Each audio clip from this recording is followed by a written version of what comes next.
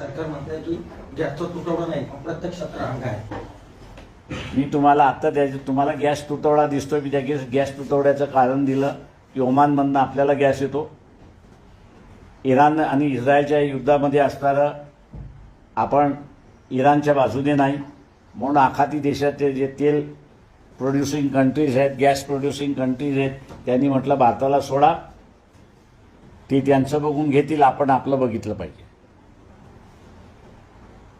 सरकार का सांगते की तुटवडा नाहीये, नागरिकांनी निर्बंध. माझं म्हणणं असं आहे की अजून तुटवडा वाढवला की लोकांनी असताना भारतीय जनता पक्षाच्या कार्यालयाचं, कार्यकर्त्याचं, आमदाराचं, नगरसेवकाच्या घरी जाऊन तुम्हाला आम्ही सत्ता दिली, तुम्ही आम्हाला गॅस दिला नाही, पण आता तुम्ही सकाळ, दुपार, संध्याकाळ आम्हाला जेवायला घाला, हे आंदोलन सुरुवात केलं पाहिजे.